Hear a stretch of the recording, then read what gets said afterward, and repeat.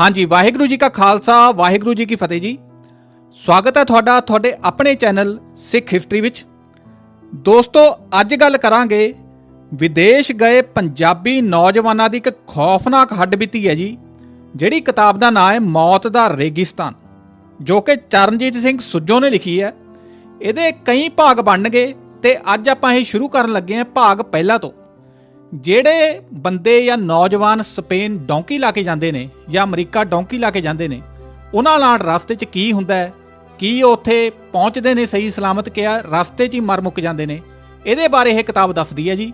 So video ਸ਼ੁਰੂ ਕਰਨ ਤੋਂ ਪਹਿਲਾਂ ਜੇ ਤੁਸੀਂ ਸਾਡਾ ਚੈਨਲ ਸਬਸਕ੍ਰਾਈਬ ਨਹੀਂ ਕੀਤਾ ਤਾਂ ਇਹਨੂੰ ਸਬਸਕ੍ਰਾਈਬ ਕਰ ਲਵੋ ਤੇ ਬੈਲ ਦਾ ਆਈਕਨ ਦਬਾਉਣਾ ਨਾ ਭੁੱਲਣਾ।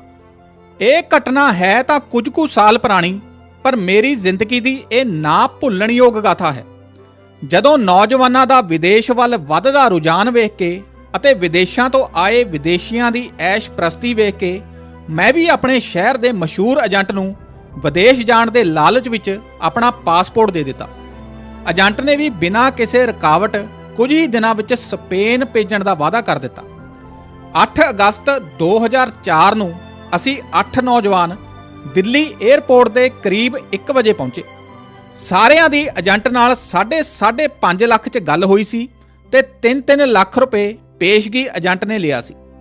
ਪੰਜਾਬ ਵਾਲੇ ਏਜੰਟ ਨੇ ਸਾਨੂੰ ਸਾਰਿਆਂ ਨੂੰ ਦਿੱਲੀ ਵਾਲੇ ਏਜੰਟ ਦੇ ਹਵਾਲੇ ਕਰ ਦਿੱਤਾ। ਦਿੱਲੀ ਵਾਲੇ ਏਜੰਟ ਨੇ 에ਅਰਪੋਰਟ ਦੇ ਬਾਹਰ ਵੇਟਿੰਗ ਰੂਮ 'ਚ ਸਾਨੂੰ ਟਿਕਟਾਂ ਤੇ ਪਾਸਪੋਰਟ ਦੇ ਕੇ ਕਿਹਾ ਕਿ ਤੁਸੀਂ ਸਪੇਨ ਜਾਣ ਤੋਂ ਪਹਿਲਾਂ ਮਾਲੀ, ਅਫਰੀਕਾ ਮਹਾਦੀਪ ਦਾ ਇੱਕ ਦੇਸ਼ ਜਾਣਾ ਹੈ ਜਿਸ ਦੀ ਰਾਜਧਾਨੀ ਬਮਾਕੋ ਹੈ। ਅਸੀਂ ਸਾਰੇ ਮੁੰਡੇ ਹੈਰਾਨ ਹੋ ਗਏ ਕਿ ਅਸੀਂ ਤਾਂ ਸਿੱਧੇ ਸਪੇਨ ਜਾਣਾ ਸੀ, ਪਰ ਸਾਡੇ ਸ਼ਹਿਰ ਵਾਲੇ ਏਜੰਟ ਵੱਲੋਂ ਸਾਨੂੰ ਦਿੱਲੀ ਵਾਲੇ ਏਜੰਟ ਕੋਲ ਵੇਚਿਆ ਹੋਣ ਕਰਕੇ ਅਸੀਂ ਕੁਝ ਬੋਲ ਨਾ ਸਕੇ। ਫਿਰ ਹਿੰਮਤ ਕਰਕੇ ਸਾਡੇ ਵਿੱਚੋਂ ਇੱਕ ਨੌਜਵਾਨ ਇੰਦਰਜੀਤ ਸਿੰਘ ਨੇ ਕਿਹਾ, ਸਰ ਅਸੀਂ ਤਾਂ ਸਪੇਨ ਜਾਣਾ। ਅੱਗੋਂ ਉਸ ਏਜੰਟ ਨੇ ਕਿਹਾ, ਤੁਸੀਂ ਮਾਲੀ ਤੋਂ ਏਸੀ ਗੱਡੀਆਂ ਵਿੱਚ ਸਪੇਨ ਚਲੇ ਜਾਓਗੇ ਕਿਉਂਕਿ ਉੱਥੇ ਬਾਰਡਰ ਉੱਤੇ ਸਾਡੀ ਮਿਲਟਰੀ ਵਾਲਿਆਂ ਨਾਲ ਸੈਟਿੰਗ ਹੋ ਚੁੱਕੀ ਹੈ। ਇਹ ਸੁਣ ਕੇ ਅਸੀਂ ਸਾਰੇ ਚੁੱਪ ਕਰ ਗਏ। ਦਿੱਲੀ ਵਾਲੇ ਏਜੰਟ ਨੇ ਸਾਨੂੰ 4-5 ਸਮਾਨ ਦੇ ਥੈਲੇ ਦੇ ਕੇ ਕਿਹਾ ਕਿ ਇਹ ਸਮਾਨ ਵੀ ਤੁਸੀਂ ਨਾਲ ਲੈ ਕੇ ਜਾਣਾ। ਇਹਨਾਂ ਥੈਲਿਆਂ ਵਿੱਚ ਆਟਾ, ਚੌਲ, ਦਾਲਾਂ ਅਤੇ ਮਸਾਲੇ ਸੀ। ਸਾਨੂੰ ਸਮਝ ਨਹੀਂ ਸੀ ਆ ਰਿਹਾ ਕਿ ਇਹ ਚੀਜ਼ਾਂ ਸਾਨੂੰ ਕਿਉਂ ਦਿੱਤੀਆਂ ਜਾ ਰਹੀਆਂ ਹਨ। ਫਿਰ ਅਸੀਂ ਸੋਚਿਆ ਕਿ ਹੋ ਸਕਦਾ ਹੈ ਕਿ ਉੱਥੇ ਇਹ ਮਿਲਦੀਆਂ ਹੀ ਨਾ ਹੋਣ, ਇਸ ਕਰਕੇ ਕਿਸੇ ਪੰਜਾਬ 'ਚੋਂ ਸਪੈਸ਼ਲ ਮੰਗਵਾਈਆਂ ਹੋਣ। ਅਸੀਂ 1 ਵਜੇ 에ਅਰਪੋਰਟ ਅੰਦਰ ਚਲੇ ਗਏ। ਜਦੋਂ ਅਸੀਂ ਸਮਾਨ ਦਾ ਭਾਰ ਕਰਵਾ ਕੇ ਬੋਰਡਿੰਗ ਕਾਰਡ ਕਰਾਉਣ ਲੱਗੇ ਤਾਂ ਇੱਕ ਲੇਡੀਜ਼ ਇਮੀਗ੍ਰੇਸ਼ਨ ਅਫਸਰ ਨੇ ਸਾਨੂੰ ਕਿਹਾ, ਬੇਟਾ ਕਿੱਥੇ ਜਾ ਰਹੇ ਹੋ? ਅਸੀਂ ਕਿਹਾ ਮਾਲੀ ਜਾ ਰਹੇ ਹਾਂ। ਤਾਂ ਅੱਗੋਂ ਉਸ ਨੇ ਕਿਹਾ ਕਿ ਪੁੱਤਰ ਜੀ, ਮਾਲੀ ਦੇਸ਼ ਵਿੱਚ ਜਾਂਦੇ ਸਾਰੇ ਜਹਾਜ਼ ਵਿੱਚ ਨੇ, ਪਰ ਆਉਂਦੇ ਨੇ ਬਕਸੇ ਯਾਨੀ ਕਿ ਤਬੂਤ ਵਿੱਚ ਬੰਦ ਹੋ ਕੇ। ਅਸੀਂ ਹੈਰਾਨ ਹੋ ਕੇ ਇੱਕ ਦੂਜੇ ਵੱਲ ਵੇਖਿਆ। ਐਨੇ ਨੂੰ ਨਾਲ ਵਾਲਾ ਇੱਕ ਹੋਰ ਅਫਸਰ ਬੋਲਿਆ, ਮਾਲੀ ਤੋਂ ਲਾਸ਼ ਲਿਆਉਣ ਲਈ ਵੀ 2-3 ਲੱਖ ਰੁਪਇਆ ਲੱਗਦਾ ਹੈ। ਅਜੇ ਕੱਲ੍ਹ ਹੀ ਇੱਕ ਲਾਸ਼ ਆਈ ਹੈ, ਤੁਸੀਂ ਅਜੇ ਵੀ ਵਾਪਸ ਚਲੇ ਜਾਓ। ਅਸੀਂ ਸਾਰੇ ਘਬਰਾ ਗਏ। ਫਿਰ ਅਸੀਂ ਆਪਸ ਵਿੱਚ ਵਿਚਾਰ ਕੀਤੀ ਕਿ ਅਸੀਂ ਤਾਂ ਏਸੀ ਗੱਡੀਆਂ ਵਿੱਚ ਆਰਾਮ ਨਾਲ ਜਾਣਾ ਹੈ, ਇਹ ਐਵੇਂ ਹੀ ਸਾਨੂੰ ਡਰਾਈ ਜਾ ਰਹੇ ਨੇ। ਅਸੀਂ ਫਿਰ ਤਸੱਲੀ ਜਿਹੀ 'ਚ ਹੋ ਗਏ। ਸ਼ਾਮ ਦੇ 3 ਵਜੇ ਅਸੀਂ ਜਹਾਜ਼ ਵਿੱਚ ਬੈਠ ਗਏ ਤੇ ਰਾਤ ਦੇ 10 ਵਜੇ ਇਥੋਪੀਆ ਪਹੁੰਚ ਗਏ, ਜਿੱਥੇ ਸਾਡਾ 6 ਘੰਟਿਆਂ ਲਈ ਰੁਕਣ ਦਾ ਪ੍ਰੋਗਰਾਮ ਸੀ। ਅਸੀਂ ਸਾਰੇ ਜਾਣੇ ਬਹੁਤ ਖੁਸ਼ ਸਾਂ ਕਿ ਅਸੀਂ 1-2 ਦਿਨਾਂ ਤੱਕ ਸਪੇਨ ਚਲੇ ਜਾਣਾ ਹੈ। ਕੋਈ ਕਹਿ ਰਿਹਾ ਸੀ ਕਿ ਮੈਂ ਸਪੇਨ ਤੋਂ ਇਟਲੀ ਚਲਾ ਜਾਵਾਂਗਾ, ਕੋਈ ਕਹੇ ਮੇਰੇ ਜਰਮਨ 'ਚ ਰਿਸ਼ਤੇਦਾਰ ਹੈਗੇ ਨੇ, ਮੈਂ ਉੱਥੇ ਚਲੇ ਜਾਣਾ। 6 ਘੰਟਿਆਂ ਪਿੱਛੋਂ ਜਦੋਂ ਅਸੀਂ ਜਹਾਜ਼ 'ਚ ਬੈਠਣ ਲੱਗੇ ਤਾਂ ਮੈਨੂੰ ਤੇ ਇੰਦਰਜੀਤ ਨੂੰ ਇਮੀਗ੍ਰੇਸ਼ਨ ਨੇ ਰੋਕ ਲਿਆ। ਬਾਕੀ ਸਾਰੇ ਅੱਗੇ ਲੰਘਾ ਦਿੱਤੇ। ਉਹ ਵੀ ਹੈਰਾਨ ਹੋ ਕੇ ਕੁਝ ਸਮਾਂ ਵੇਖਦੇ ਰਹੇ ਤੇ ਫਿਰ ਸਾਨੂੰ ਹੌਸਲਾ ਦੇ ਕੇ ਜਹਾਜ਼ ਵਿੱਚ ਬੈਠ ਕੇ ਚਲੇ ਗਏ। ਅਸੀਂ ਦੋਵੇਂ ਥੋੜਾ ਜਿਹਾ ਡਰ ਗਏ। ਸਾਨੂੰ ਦੋਵਾਂ ਨੂੰ ਇਮੀਗ੍ਰੇਸ਼ਨ ਪੁਲਿਸ ਵਾਲੇ ਇੱਕ ਹੋਟਲ ਵਿੱਚ ਲੈ ਗਏ ਅਤੇ ਕਿਹਾ ਕਿ ਤੁਹਾਡੀ ਟਿਕਟ ਕਨਫਰਮ ਨਹੀਂ ਹੈ। ਸਾਨੂੰ ਉੱਥੇ 2 ਦਿਨ ਰੁਕਣਾ ਪਿਆ। ਅਸੀਂ ਦੋਵੇਂ ਸ਼ਾਕਾਹਾਰੀ ਹੋਣ ਕਰਕੇ ਸਿਰਫ ਚੌਲ ਹੀ ਖਾਂਦੇ ਸੀ, ਕਿਉਂਕਿ ਮੀਟ ਤੋਂ ਸਿਵਾਏ ਖਾਣ ਨੂੰ ਕੁਝ ਨਹੀਂ ਸੀ ਮਿਲਦਾ। ਅਸੀਂ ਗੱਲਾਂ ਕਰਦੇ ਕਿ ਮਾਲੀ ਜਾ ਕੇ ਰੱਜ ਕੇ ਰੋਟੀ ਖਾਵਾਂਗੇ। ਪਰ 2 ਦਿਨ ਬਾਅਦ ਜਦੋਂ ਅਸੀਂ ਮਾਲੀ ਪਹੁੰਚੇ ਤਾਂ ਉੱਥੋਂ ਦੇ 에ਅਰਪੋਰਟ ਦੀ ਹਾਲਤ ਇੰਨੀ ਜ਼ਿਆਦਾ ਖਸਤਾ ਸੀ ਕਿ ਵੇਖ ਕੇ ਐਂ ਲੱਗਦਾ ਸੀ ਜਿਵੇਂ ਅਸੀਂ ਬੰਗੇ ਦੇ ਬੱਸ ਸਟੈਂਡ ਵਿੱਚ ਘੁੰਮ ਰਹੇ ਹੋਈਏ। 에ਅਰਪੋਰਟ ਤੇ ਸਾਨੂੰ ਇੱਕ ਪੰਜਾਬੀ ਏਜੰਟ ਰਾਜੇਸ਼ ਤੇ ਦੂਜਾ ਮੁਸਲਮਾਨ ਖਾਨ ਲੈਣ ਆਏ। ਆਉਂਦਿਆਂ ਹੀ ਉਹਨਾਂ ਨੇ ਸਾਡੇ ਪਾਸਪੋਰਟ ਲੈ ਲਏ। ਫਿਰ ਜਦੋਂ ਅਸੀਂ ਆਪਣਾ ਸਮਾਨ ਪਟੇ ਤੇ ਦੇਖਿਆ ਤਾਂ ਪਤਾ ਲੱਗਾ ਕਿ ਸਾਡੇ 2 ਥੈਲੇ ਚੋਰੀ ਹੋ ਗਏ ਹਨ। ਫਿਰ ਸਾਨੂੰ ਦੱਸਿਆ ਗਿਆ ਕਿ ਇੱਥੋਂ ਦਾ 에ਅਰਪੋਰਟ ਇੱਕ ਚੋਰ ਬਾਜ਼ਾਰ ਵਜੋਂ ਜਾਣਿਆ ਜਾਂਦਾ ਹੈ। ਇੱਥੇ ਪੈਸੇ ਨਾਲ ਸਾਰੇ ਅਫਸਰ ਖਰੀਦੇ ਜਾਂਦੇ ਹਨ। ਸਾਡੇ ਏਜੰਟਾਂ ਨੇ ਇਮੀਗ੍ਰੇਸ਼ਨ ਵਾਲਿਆਂ ਨੂੰ ਪੈਸੇ ਦਿੱਤੇ ਤੇ ਸਾਨੂੰ 에ਅਰਪੋਰਟ ਤੋਂ ਬਾਹਰ ਜਾਣ ਨੂੰ ਕਿਹਾ। ਆਪ ਉਹ ਸਾਡੇ ਪਾਸਪੋਰਟ ਤੇ ਵੀਜ਼ਾ ਲਵਾਉਣ ਲਈ ਲਾਈਨ 'ਚ ਲੱਗ ਗਏ, ਕਿਉਂਕਿ ਸਾਡੇ ਪਾਸਪੋਰਟ ਤੇ ਕੋਈ ਵੀਜ਼ਾ ਨਹੀਂ ਸੀ, ਸਿਰਫ ਔਨ ਅਰਾਈਵਲ ਵੀਜ਼ਾ ਸੀ। ਅਸੀਂ ਬਾਹਰ ਨਿਕਲ ਕੇ ਖਲੋ ਗਏ। 2 ਕੁ ਘੰਟਿਆਂ ਬਾਅਦ ਏਜੰਟ ਸਾਡੇ ਕੋਲ ਆਇਆ ਤੇ ਟੈਕਸੀ ਕਰਾ ਕੇ ਸਾਨੂੰ ਇੱਕ ਮਕਾਨ ਵਿੱਚ ਲੈ ਗਿਆ। ਜਾਂਦਿਆਂ ਹੀ ਸਾਨੂੰ ਕਮਰੇ ਵਿੱਚ ਲਿਜਾ ਕੇ ਮੁਸਲਮਾਨ ਖਾਨ ਕਹਿਣ ਲੱਗਾ, 2500 ਡਾਲਰ ਮੈਨੂੰ ਦੇ ਦਿਓ। ਪੰਜਾਬੀ ਏਜੰਟ ਨੇ ਖਾਨ ਦੇ ਪਿੱਛੇ ਹੋ ਕੇ ਸਾਨੂੰ ਹੱਥ ਨਾਲ ਡਾਲਰ ਨਾ ਦੇਣ ਦਾ ਇਸ਼ਾਰਾ ਕੀਤਾ। ਐਨੇ ਚਿਰ ਨੂੰ ਇੱਕ ਹੋਰ ਪੰਜਾਬੀ ਏਜੰਟ ਅਜੇ ਆਇਆ ਤੇ ਉਸ ਨੇ ਸਾਡੇ ਕੋਲੋਂ ਸਾਰੇ ਡਾਲਰ ਲੈ ਲਏ।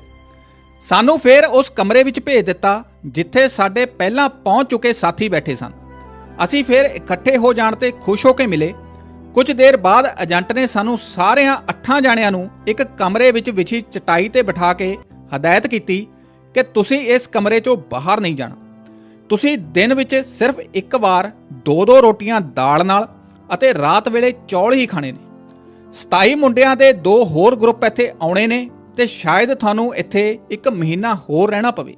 ਅਸੀਂ ਇੱਕ ਦੂਜੇ ਵੱਲ ਵੇਖਿਆ, ਪਰ ਇਹ ਹਦਾਇਤ ਮੰਨਣ ਤੋਂ ਬਿਨਾਂ ਕਰ ਵੀ ਕੀ ਸਕਦੇ ਸੀ।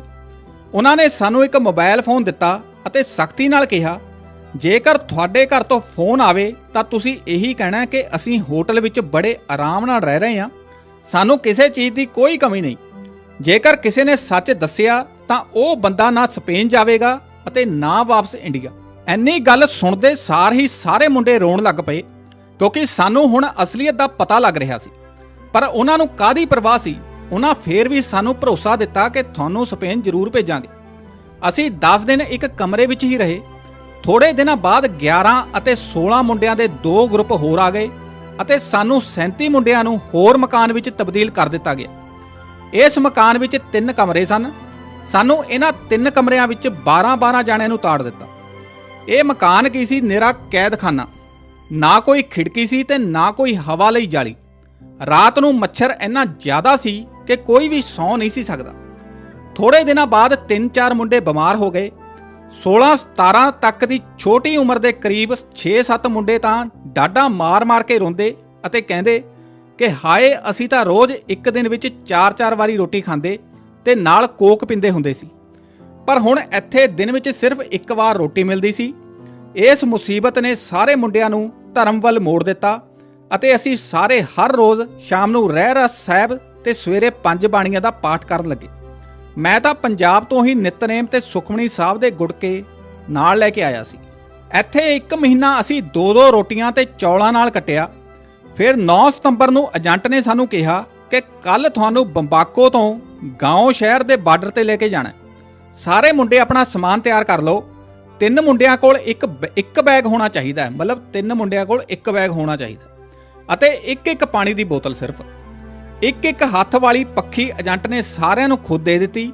ਏਜੰਟ ਦੀਆਂ ਦਿੱਤੀਆਂ ਹੱਥ ਪੱਖੀਆਂ ਹੱਥਾਂ 'ਚ ਫੜੀ ਅਸੀਂ ਸਾਰੇ ਸੋਚ ਰਹੇ ਸੀ ਕਿ ਜਾਣਾ ਤਾਂ ਅਸੀਂ ਏਸੀ ਬੱਸ ਵਿੱਚ ਹੈ ਤੇ ਪੱਖੀਆਂ ਕਿਉਂ ਦਿੱਤੀਆਂ, ਪਰ ਅਸੀਂ ਪੁੱਛਿਆ ਕੁਝ ਨਾ।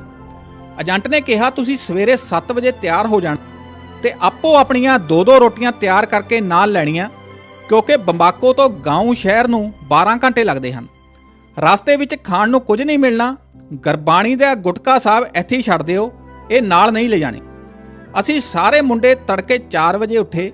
ਸਪੇਨ ਜਾਣ ਦੀ ਖੁਸ਼ੀ ਵਿੱਚ ਪ੍ਰਸ਼ਾਦ ਬਣਾਇਆ। ਵਾਹਿਗੁਰੂ ਅੱਗੇ ਅਰਦਾਸ ਕਰਨੀ ਸੀ ਕਿ ਸੱਚੇ ਪਾਤਸ਼ਾਹ, ਅਸੀਂ ਅੱਜ ਇੱਥੋਂ ਜਾ ਰਹੇ ਹਾਂ ਅਤੇ ਤੁਹਾਡੇ ਸਰੂਪ ਵਿੱਚ ਇਸ ਕਮਰੇ ਵਿੱਚ ਹੀ ਰੱਖ ਕੇ ਜਾ ਰਹੇ ਹਾਂ। ਪਰ ਜਦੋਂ ਮੈਂ ਅਰਦਾਸ ਕੀਤੀ ਤਾਂ ਅਰਦਾਸ ਵਿੱਚ ਇਹ ਕਹਿ ਹੋ ਗਿਆ ਕਿ ਸੱਚੇ ਪਾਤਸ਼ਾਹ ਤੁਹਾਡੇ ਸਰੂਪ ਨਾਲ ਲਿਜਾ ਰਹੇ ਹਾਂ ਅਤੇ ਕਿਰਪਾ ਕਰਿਓ। ਅਰਦਾਸ ਪਿੱਛੋਂ ਬਾਕੀ ਸਾਰੇ ਮੁੰਡੇ ਕਹਿਣ ਲੱਗੇ, ਚਰਨਜੀਤ ਤੂੰ ਗੁਟਕਾ ਸਾਹਿਬ ਨਾਲ ਨਾ ਲੈ ਕੇ ਜਾ। ਪਰ ਅਰਦਾਸ ਕੀਤੀ ਹੋਣ ਕਰਕੇ ਮੈਂ ਗੁਟਕਾ ਸਾਹਿਬ ਨਾਲ ਹੀ ਲੈ ਲਿਆ। ਜਦੋਂ ਅਸੀਂ ਟੈਕਸੀਆਂ ਵਿੱਚ ਬੰਬਾਕੋ ਦੇ ਬੱਸ ਅੱਡੇ ਗਏ ਤਾਂ ਉੱਥੇ ਸਾਰੇ ਕਾਲੇ ਲੋਕ ਹੀ ਦਿਸੇ। ਉਹ ਏਜੰਟ ਨੇ ਸਾਨੂੰ ਏਸੀ ਟੂਰਿਸਟ ਬੱਸ ਵਿੱਚ ਬਿਠਾ ਦਿੱਤਾ, ਪਰ ਜਦੋਂ ਬੱਸ ਤੁਰੀ ਤਾਂ ਪਤਾ ਲੱਗਾ ਕਿ ਨਾ ਉਸ ਵਿੱਚ ਏਸੀ ਸੀ ਤੇ ਨਾ ਹੀ ਪੱਖਾ। ਇੱਥੋਂ ਤੱਕ ਕਿ ਜਦੋਂ ਅਸੀਂ ਖਿੜਕੀਆਂ ਦੇ ਸ਼ੀਸ਼ੇ ਖੋਲ੍ਹਣ ਲੱਗੇ ਤਾਂ ਸਾਨੂੰ ਅਫਰੀਕਨ ਏਜੰਟ ਨੇ ਸ਼ੀਸ਼ੇ ਨਾ ਖੋਲ੍ਹਣ ਦਿੱਤੇ। ਉਸ ਨੇ ਸਖਤ ਹਦਾਇਤ ਦਿੱਤੀ, ਤੁਸੀਂ ਮੂੰਹ ਉੱਪਰ ਨੂੰ ਵੀ ਨਹੀਂ ਕਰਨਾ ਕਿਉਂਕਿ ਪੁਲਿਸ ਬਹੁਤ ਹੈ, ਤੁਹਾਡੇ ਪਾਸਪੋਰਟ ਤੇ ਵੀਜ਼ਾ ਵੀ ਖਤਮ ਹੈ। ਸੋ ਅਸੀਂ ਬਈ ਇਹ ਵੀ ਮਨਜ਼ੂਰ ਕਰ ਲਿਆ ਤੇ ਗਰਮੀ 'ਚ ਬੈਠ ਗਏ। ਗਰਮੀ ਬਹੁਤ ਜ਼ਿਆਦਾ ਸੀ। ਜੇਕਰ ਕੋਈ ਮੁੰਡਾ ਸ਼ੀਸ਼ਾ ਖੋਲ੍ਹਦਾ ਤਾਂ ਨਾਲ ਵਾਲੀ ਸੀਟ ਵਾਲੇ ਮੁੰਡੇ ਗਾਲਾਂ ਕੱਢ ਕੇ ਸ਼ੀਸ਼ਾ ਬੰਦ ਕਰਵਾ ਦਿੰਦੇ ਤੇ ਕਹਿੰਦੇ ਕਿ ਤੂੰ ਸਾਨੂੰ ਵੀ ਮਰਵਾਉਣਾ। ਇਹ ਸਖਤ ਗਰਮੀ 'ਚ ਕਈ ਮੁੰਡਿਆਂ ਨੂੰ ਉਲਟੀਆਂ ਲੱਗ ਗਈਆਂ। 5 ਘੰਟਿਆਂ ਬਾਅਦ ਇੱਕ ਪੁਲਿਸ ਨਾਕੇ ਤੇ ਸਾਡੀ ਬੱਸ ਨੂੰ ਰੋਕ ਲਿਆ ਗਿਆ। ਪੁਲਿਸ ਵਾਲਿਆਂ ਨੇ ਸਾਡੇ ਪਾਸਪੋਰਟ ਰੱਖ ਲਏ ਤੇ ਸਾਡੀ ਬੱਸ ਨੂੰ ਸਾਈਡ ਤੇ ਖੜਾ ਕਰ ਦਿੱਤਾ। ਅਸੀਂ ਸਾਰੇ ਡਰ ਗਏ। ਸਾਨੂੰ ਸਮਝ ਨਹੀਂ ਸੀ ਆ ਰਿਹਾ ਕਿ ਕੀ ਮਾਜਰਾ ਹੈ। 1 ਘੰਟੇ ਬਾਅਦ ਸਾਡੇ ਅਫਰੀਕਨ ਏਜੰਟ ਨੇ ਪੁਲਿਸ ਵਾਲਿਆਂ ਨੂੰ ਪੈਸੇ ਦਿੱਤੇ ਤੇ ਸਾਡੇ ਪਾਸਪੋਰਟ ਵਾਪਸ ਲੈ ਲਏ। ਅਸੀਂ ਫਿਰ ਬੱਸ 'ਚ ਬੈਠੇ ਤੇ ਬੱਸ ਤੁਰ ਪਈ। 7 ਘੰਟਿਆਂ ਬਾਅਦ ਜਦੋਂ ਸਾਡੀ ਬੱਸ ਅੱਡੇ ਤੇ ਰੁਕੀ ਤਾਂ ਉੱਥੇ ਮੌਜੂਦ ਪੁਲਿਸ ਵਾਲਿਆਂ ਨੇ ਫਿਰ ਸਾਡੇ ਪਾਸਪੋਰਟ ਲੈ ਲਏ ਅਤੇ ਸਾਨੂੰ 37 ਮੁੰਡਿਆਂ ਨੂੰ ਇੱਕ ਲਾਈਨ ਵਿੱਚ ਖੜੇ ਕਰ ਦਿੱਤਾ। ਹੁਣ ਸਾਡਾ ਡਰ ਪਹਿਲਾਂ ਨਾਲੋਂ ਘਟ ਗਿਆ ਸੀ। ਥੋੜੇ ਚਿਰ ਬਾਅਦ ਸਾਡਾ ਏਜੰਟ ਸਾਨੂੰ ਰਾਤ ਨੂੰ ਉੱਥੋਂ ਪੁਲਿਸ ਨੂੰ ਪੈਸੇ ਦੇ ਕੇ ਪੈਦਲ ਹੀ ਕਿਧਰੇ ਲੈ ਤੁਰਿਆ। ਅਸੀਂ ਤੁਰਦੇ ਗਏ ਪਰ ਅਸੀਂ ਪੁੱਛਿਆ ਕੁਝ ਨਾ।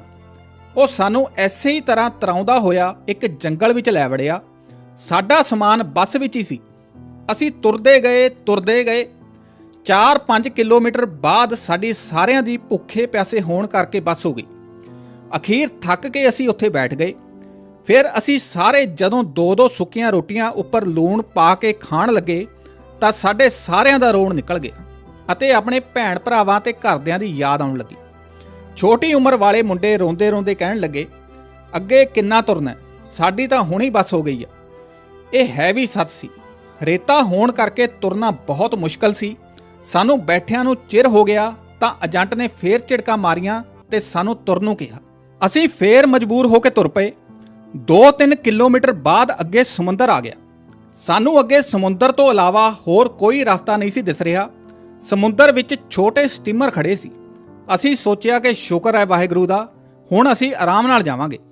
ਪਰ ਅਸੀਂ ਸਮੁੰਦਰ ਦੇ ਕੰਢੇ ਖੜੇ ਹੀ ਸੀ ਤਾਂ ਅਫਰੀਕਨ ਏਜੰਟ ਨੇ ਕਿਸੇ ਨੂੰ ਮੋਬਾਈਲ ਫੋਨ ਕੀਤਾ। ਅੱਧੇ ਘੰਟੇ ਬਾਅਦ ਇੱਕ ਟੁੱਟੀ ਜਿਹੀ ਚੱਪੂ ਵਾਲੀ ਛੋਟੀ ਜਿਹੀ ਬੇੜੀ ਕਿਨਾਰੇ ਤੇ ਆ ਖਲੋਤੀ। ਏਜੰਟ ਨੇ ਸਾਨੂੰ ਸਾਰਿਆਂ ਨੂੰ ਹਦਾਇਤ ਦਿੱਤੀ, ਕਿਸੇ ਨੇ ਬੋਲਣਾ ਨਹੀਂ। ਤੁਸੀਂ ਹੁਣ ਚੋਰੀ 12-12 ਜਾਣਿਆਂ ਨੇ 3 ਗੇੜਿਆਂ 'ਚ ਬੇੜੀ ਵਿੱਚ ਬੈਠ ਕੇ ਜਾਣਾ, ਕੋਈ ਵੇਖ ਨਾ ਲਵੇ। ਸਾਡੇ ਪੈਰਾਂ ਹੇਠੋਂ ਮੰਨੋ ਜ਼ਮੀਨ ਨਿਕਲ ਗਈ। 12 ਮੁੰਡੇ ਇਸ ਟੁੱਟੀ ਜਿਹੀ ਬੇੜੀ ਵਿੱਚ ਬੈਠਣ ਤੋਂ ਅਸੀਂ ਡਰ ਰਹੇ ਸੀ।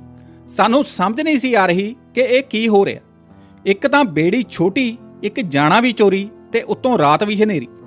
ਬੇੜੀ ਇੰਨੀ ਛੋਟੀ ਸੀ ਕਿ ਉਸ ਵਿੱਚ 6 ਕੁ ਬੰਦੇ ਹੀ ਆਰਾਮ ਨਾਲ ਬੈਠ ਸਕਦੇ ਸੀ।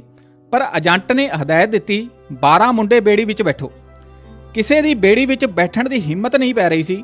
ਇਸ ਲਈ ਏਜੰਟ ਪਹਿਲਾਂ ਆਪ ਬੇੜੀ ਵਿੱਚ ਬੈਠ ਗਿਆ ਤੇ ਸਾਨੂੰ ਸਾਰਿਆਂ ਨੂੰ ਗਾਲਾਂ ਕੱਢਣ ਲੱਗ ਪਿਆ। ਕਹਿੰਦਾ ਜਲਦੀ ਬੈਠੋ ਨਹੀਂ ਤਾਂ ਮੈਂ ਚੱਲਿਆ। ਅਖੀਰ ਰੋਂਦੇ 12 ਮੁੰਡੇ ਜਿਹੜੇ ਸਭ ਤੋਂ ਪਹਿਲਾਂ ਬੇੜੀ ਵਿੱਚ ਬੈਠੇ, ਉਹਨਾਂ 'ਚ ਮੈਂ ਵੀ ਸੀ। ਬੇੜੀ ਤੁਰਨ ਤੋਂ ਪਹਿਲਾਂ ਹੀ ਹੁਲਾਰੇ ਖਾਣ ਲੱਗੀ ਕਿਉਂਕਿ ਚਲਾਉਣ ਵਾਲਾ ਇੱਕ ਸੀ ਤੇ ਬੈਲੈਂਸ ਬਣਾਉਣਾ ਬਹੁਤ ਔਖਾ ਸੀ। ਅਸੀਂ ਸਾਰੇ ਜਪਜੀ ਸਾਹਿਬ ਦਾ ਪਾਠ ਕਰਨ ਲੱਗ ਪਏ। ਜਦੋਂ ਬੇੜੀ ਥੋੜੀ ਅੱਗੇ ਗਈ ਤਾਂ ਜ਼ੋਰ-ਜ਼ੋਰ ਨਾਲ ਡਿੱਕੇ ਡੌਲੇ ਖਾਣ ਲੱਗੀ ਕਿਉਂਕਿ ਅਸੀਂ ਬਹੁਤ ਤੰਗ ਹੋ ਕੇ ਇੱਕ ਦੂਜੇ ਦੀਆਂ ਲੱਤਾਂ ਉੱਪਰ ਲੱਤਾਂ ਰੱਖ ਕੇ ਬੈਠੇ ਸੀ। ਬੇੜੀ ਵਾਲੇ ਨੇ ਝਿੜਕਾਂ ਮਾਰੀਆਂ, ਜੇ ਕੋਈ ਹਿੱਲਿਆ ਤਾਂ ਤੁਸੀਂ ਸਾਰੇ ਮਾਰੇ ਜਾਓਗੇ। ਅਸੀਂ ਚੁੱਪ ਪਰ ਡਰੇ ਹੋਏ ਬੈਠੇ ਰਹੇ। ਬੇੜੀ ਟੁੱਟੀ ਹੋਣ ਕਰਕੇ ਪਾਣੀ ਵੀ ਪੈਂਦਾ ਸੀ। ਐਨੇ ਤੰਗ ਹੋਣ ਦੇ ਬਾਵਜੂਦ ਸੱਚੇ ਪਾਤਸ਼ਾਹ ਦੇ ਗੁਟਕਾ ਸਾਹਿਬ ਕੋਲ ਹੋਣ ਕਰਕੇ ਸੱਚੇ ਪਾਤਸ਼ਾਹ ਨੇ ਅੱਧੇ ਘੰਟੇ 'ਚ ਸਾਡੀ ਬੇੜੀ ਬੰਨੇ ਲਾ ਦਿੱਤੀ। ਇਸ ਤਰ੍ਹਾਂ 3 ਗੇੜੇ ਲੱਗੇ, ਸਾਰਿਆਂ ਤੇ ਹੀ ਕਿਰਪਾ ਰਹੀ। ਪਰ ਜਦੋਂ ਏਜੰਟ ਨੇ ਸਮੁੰਦਰੋਂ ਪਾਰ ਸਾਨੂੰ ਇੱਕ ਲਾਈਨ 'ਚ ਖੜਾ ਕਰਕੇ ਸਾਡੀ ਗਿਣਤੀ ਕੀਤੀ ਤਾਂ ਇੱਕ ਜਾਣਾ ਘੱਟ ਸੀ। ਪੜਤਾਲ ਕੀਤੀ ਤਾਂ ਪਤਾ ਲੱਗਾ ਕਿ ਇੱਕ ਯੂਪੀ ਸਟੇਟ ਵਾਲਾ ਮੁੰਡਾ ਨਹੀਂ ਹੈ। ਆਲੇ ਦੁਆਲੇ ਵੀ ਨਜ਼ਰ ਨਹੀਂ ਸੀ ਆਉਂਦਾ। ਅਸੀਂ ਸਾਰੇ ਡਰ ਗਏ। ਅਫਰੀਕਨ ਏਜੰਟ ਨੇ ਫਿਰ ਮੋਬਾਈਲ ਤੇ ਫੋਨ ਕੀਤਾ। ਫਿਰ 1 ਘੰਟੇ ਬਾਅਦ ਲੈਂਡ ਕਰੂਜ਼ਰ ਰੇਤੇ ਵਿੱਚ ਚੱਲਣ ਵਾਲੀਆਂ 3 ਗੱਡੀਆਂ ਬਹੁਤ ਹੀ ਤੇਜ਼ ਸਾਡੇ ਕੋਲ ਆ ਕੇ ਰੁਕੀਆਂ ਅਤੇ ਸਾਨੂੰ ਫਟਾਫਟ ਵਿੱਚ ਬੈਠਣ ਲਈ ਕਿਹਾ। ਜਦੋਂ ਅਸੀਂ ਆਪਣੇ ਸਮਾਨ ਤੇ ਯੂਪੀ ਵਾਲੇ ਮੁੰਡੇ ਬਾਰੇ ਪੁੱਛਿਆ ਤਾਂ ਉਹ ਏਜੰਟ ਆਪਣੀ ਭਾਸ਼ਾ ਵਿੱਚ ਸਾਨੂੰ ਗਾਲਾਂ ਕੱਢਣ ਲੱਗਾ। ਅਸੀਂ ਡਰਦੇ ਮਾਰੇ ਫਟਾਫਟ 12-12 ਜਣੇ 3 ਗੱਡੀਆਂ ਵਿੱਚ ਬੈਠ ਗਏ। ਗੱਡੀਆਂ ਤੁਰੰਤ ਤੁਰ ਪਈਆਂ। ਗੱਡੀਆਂ ਬਹੁਤ ਹੀ ਤੇਜ਼ ਦੌੜੀਆਂ। ਅਸੀਂ ਡਰਦੇ ਮਾਰੇ ਸਾਰੇ ਸਹਿਮੇ ਹੋਏ ਬੈਠੇ ਰਹੇ। ਤੜਕੇ ਜਿਹੇ ਇੱਕ ਮਕਾਨ ਵਿੱਚ ਸਾਡੀਆਂ ਗੱਡੀਆਂ ਸਿੱਧੀਆਂ ਅੰਦਰ ਵਾੜ ਦਿੱਤੀਆਂ ਗਈਆਂ ਅਤੇ ਮਕਾਨ ਦਾ ਗੇਟ ਬੰਦ ਕਰ ਦਿੱਤਾ ਗਿਆ। ਜਦੋਂ ਅਸੀਂ ਗੱਡੀਆਂ ਵਿੱਚੋਂ ਉਤਰੇ ਤਾਂ ਉਸ ਮਕਾਨ ਵਿੱਚ 30-40 ਮੁੰਡੇ ਪਹਿਲਾਂ ਹੀ ਬੈਠੇ ਹੋਏ ਸਨ। 15 ਮੁੰਡੇ ਬੰਗਲਾਦੇਸ਼ੀ, 5 ਪੰਜਾਬੀ, ਬਾਕੀ ਸਾਰੇ ਨਿਗਰੋ ਸੀ। ਸੋ ਇਹ ਸੀ ਜੀ ਪਹਿਲਾ ਭਾਗ ਮੌਤ ਦਾ ਰੇਗਿਸਤਾਨ ਨਾਵਲ, ਜੋ ਕਿ ਚਰਨਜੀਤ ਸਿੰਘ ਸੁੱਜੋ ਜੀ ਨੇ ਲਿਖਿਆ। ਅਗਲਾ ਭਾਗ ਤੁਹਾਡੇ ਸਾਹਮਣੇ ਛੇਤੀ ਲੈ ਕੇ ਪੇਸ਼ ਕਰਾਂਗੇ। ਸੋ ਹੁਣ ਦਿਓ ਇਜਾਜ਼ਤ। ਵਾਹਿਗੁਰੂ ਜੀ ਕਾ ਖਾਲਸਾ, ਵਾਹਿਗੁਰੂ ਜੀ ਕੀ ਫਤਿਹ।